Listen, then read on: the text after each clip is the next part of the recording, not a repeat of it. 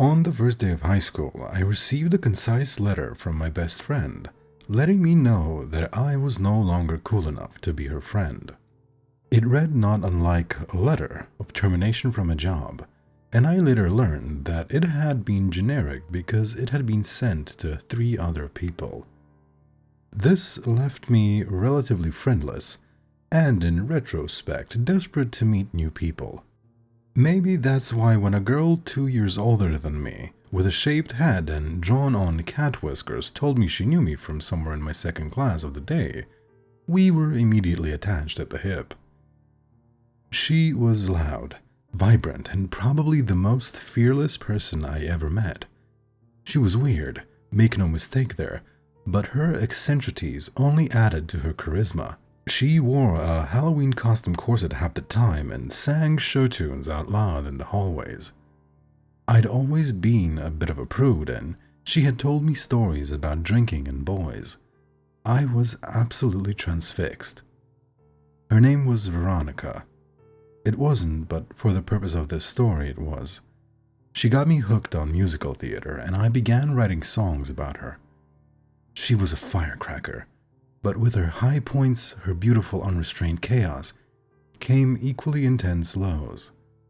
And as we grew closer, as she came to need me like I needed her, 14-year-old me was woefully unprepared to help her. How do you talk someone through a pregnancy scare when you've never had a boyfriend? How do you help with abusive parents or alcohol addiction or an eating disorder when you're just barely out of middle school? I didn't stand a chance. We went on a school field trip once and stopped at a restaurant on the way home. She ordered the smallest meal she could, and on the drive home, she admitted that if she'd been alone, she wouldn't have eaten at all. I held her, crying, in my arms. She kissed me gently, still weeping, and I was afraid. So afraid of how the kiss had made me feel, terrified of being isolated by my peers. The next day I told my friends, and to avoid suspicion, my comments bordered on homophobic. I'm not proud of this, but I was clinging desperately to the hope that separating her from me would drag my peers' suspicion away. In doing so, I betrayed her at one of the worst times in her life. Our friendship recovered but was never the same. I watched her spiral in real time, watched as happiness turned to mania and sadness turned to depression. When I was 15, she was 17. She told me about coke binges, about self-harm, about sleeping with men just to feel something. At some point, she got a steady boyfriend. When she told me she was hitting him, that was the last straw. I told myself I wouldn't be her friend anymore. She reached out to me repeatedly, and I stopped responding. She cut out her other friends, broke up with her boyfriend, and in early January she waited until her mom had left for work and hung herself. At the time, I'd never been to a funeral. I don't know how many I've been to now, but a crowd of actual children, dressed in black and giving eulogies for another child, is something that has burned itself into my memory. Her parents were there.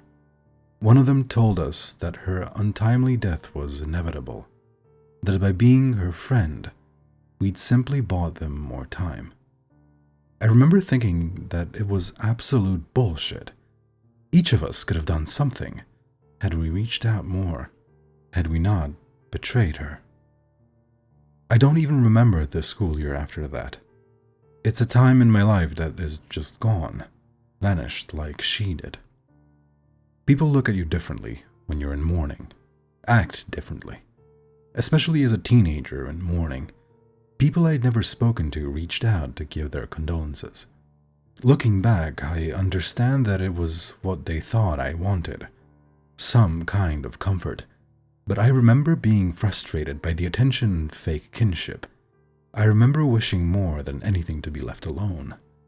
And I often retreated to the comfort of my bedroom just to avoid sympathy from anyone I knew. The isolation I felt was immeasurable. 4 months later, When I could speak her name without sobbing, I went back to my old notes. I went back to the ambitious musical my younger self had started writing, the one based on her, starring her. That was the first night that it started.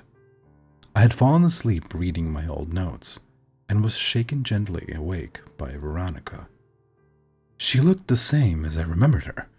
Her dark shaved hair, her wild pale blue eyes.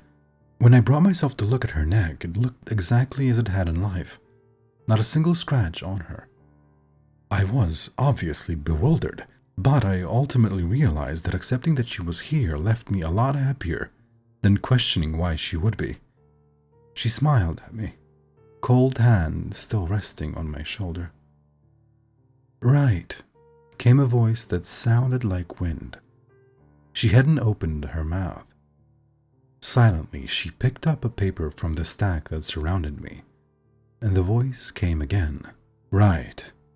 It was more forceful this time, more concrete, as if the first command had simply been to test her voice. And so I picked up a pencil and I did. The song I had been working on was incomplete. I added a verse. She stayed seated at the foot of my bed, watching and still smiling. I tested our verses and choruses, made notes in the margins about characters and staging. I could swear that as I wrote, I could see her eyes glowing. When I finished the song, I went back to dreamless slumber, glancing every so often at the dead girl that sat still at the foot of my bed, still smiling. I woke the next day feeling like I hadn't slept at all, but this was nothing new. I hadn't slept well in months. I went to school and dealt with the pitying stares of my peers. In my third period, when the teacher was droning on, I couldn't bear to comprehend another word. I heard it again, clear as day. "Right." I jolted upright.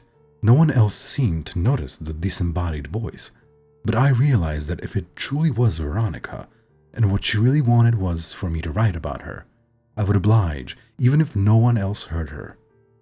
I began the framework for a new song, a ballad for the character Veronica would have played. I wrote about her pain and found myself crying hot tears in class. The teacher gave me a glance that let me know they understood and dismissed me. After splashing some cold water on my face, I returned to class and paid attention to the lecture this time. That night, she was there again when I fell asleep, but different. I couldn't put my finger on it until I stood up to get my notebook and realized she was taller than me by a good few inches. In life, she had almost been exactly my height. Maybe she had appeared as she wanted to look. But then why would she keep the shaved hair she hadn't liked, or the body she so desperately wished to be smaller? I let it go, chalking it up to simple misremembering. I hadn't stood next to her in months, so it made sense that little details could be wrong. Like her eyes, just a shade too pale, or her hair, a bit shorter than it had ever been, and that eerie smile. Hers had always been warm, at least. In death, her smile was toothy and wide, unrelenting. A gesture of welcome, with no goodwill behind it. "Can anyone other than me see you?" I asked aloud. She was utterly silent. "Is there any reason particular you chose me?" I asked again.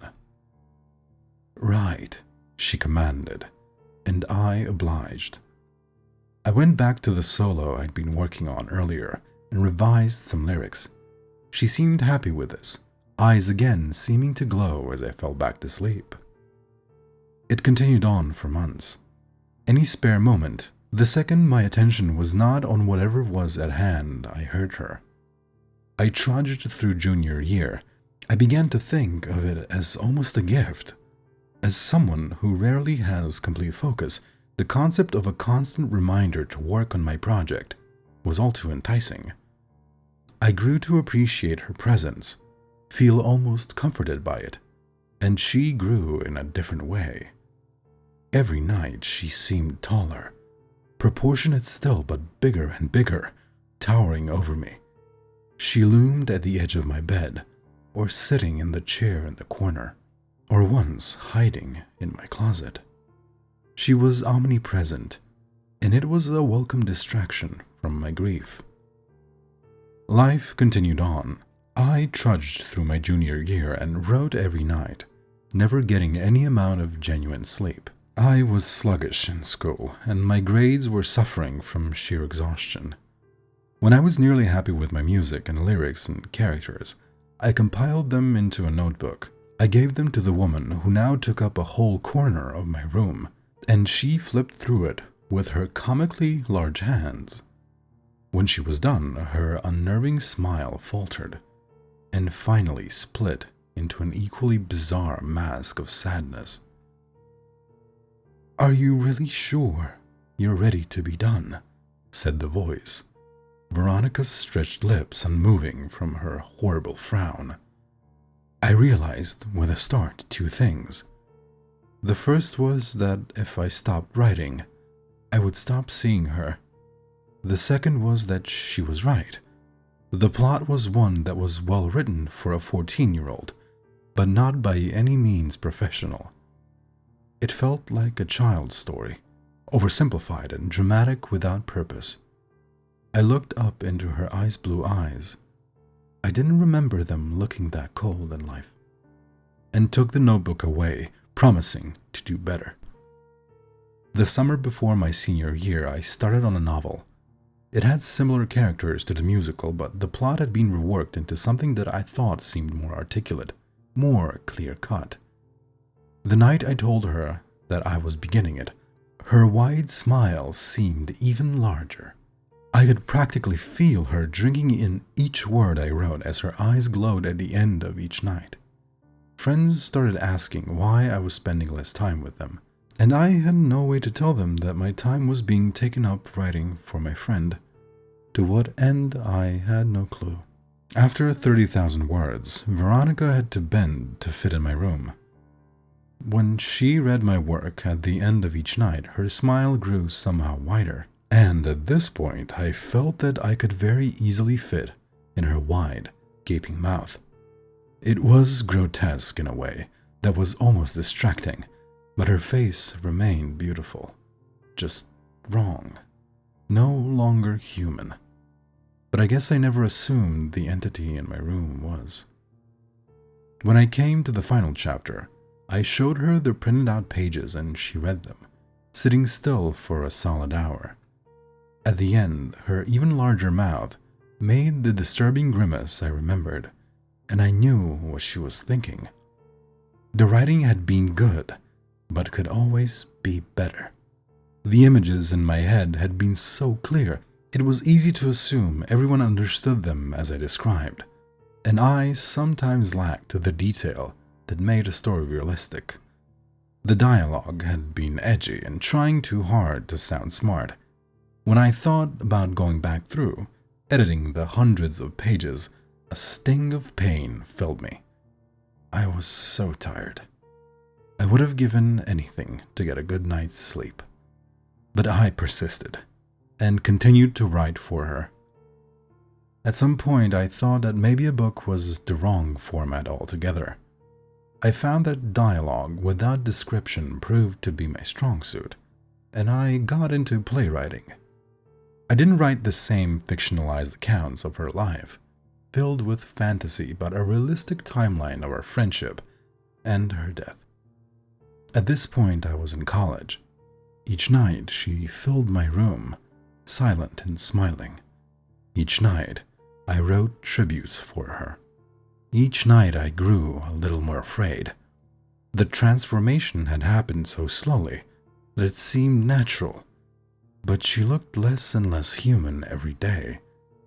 Her eyes were blue dots in her head, her mouth an endlessly wide and toothy grin. Her face was poreless and smooth, like a porcelain doll. It was disquieting, but she had motivated me to do some of my best work, and her story was the first thing I could focus on. Didn't that give her some amount of credibility? Halfway through the newest play, 4 years after her death, I couldn't take it anymore. A long breaking point, I know, but I was scared that if I took a night off, she'd leave and wouldn't come back. After 4 years, some rest would have been almost worth it. I bought a blindfold and noise-canceling headphones and wrapped myself in a cocoon of blankets. I needed to get some sleep before it literally killed me. Ominous writing deadlines, be damned. The moment I drifted off, I found myself in a beautiful park surrounded by trees. I looked up to find myself sitting on a bench next to a serene and very human-looking Veronica. The thing in my room looked clownish in comparison, a very poor replacement for her. She was warm to the touch, content, and beautiful.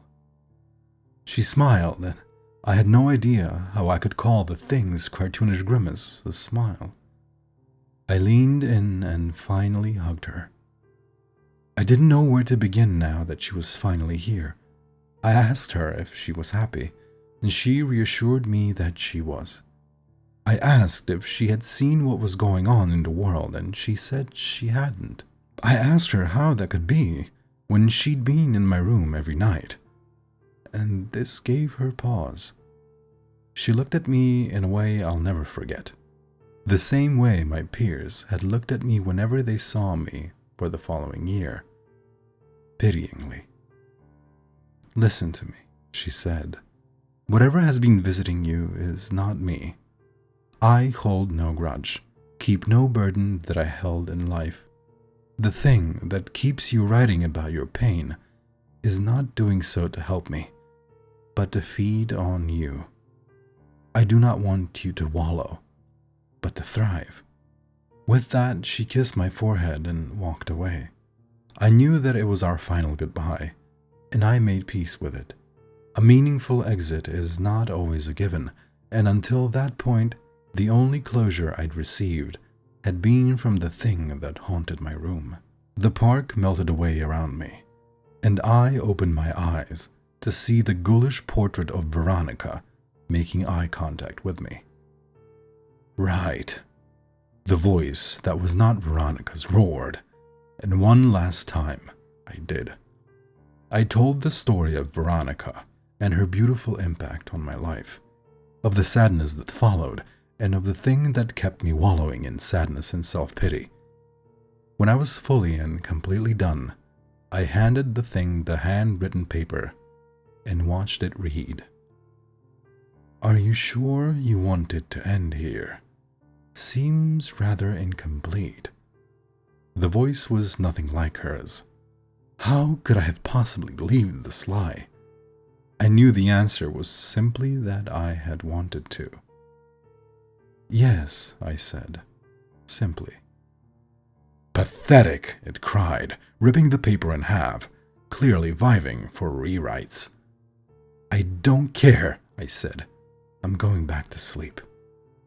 It looked at me with that drooping frown, practically melting off its face, and as I watched, it shrunk a foot.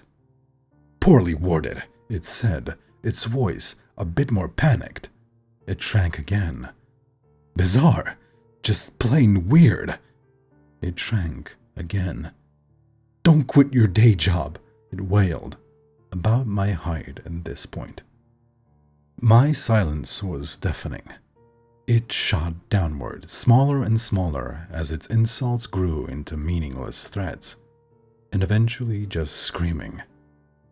When it was small enough, I crushed it under my notebook like a bug and swept the remains into the trash. Veronica, the real Veronica, was dead, but wherever she was at peace. When I was finally able to sleep, I'd see her every so often in dreams. She looked happier than she had in life. I truly hoped she'd meant what she said about releasing her earthly burdens. When I finally found the distinction between wallowing and honoring, for once I found myself inspired. to create something new.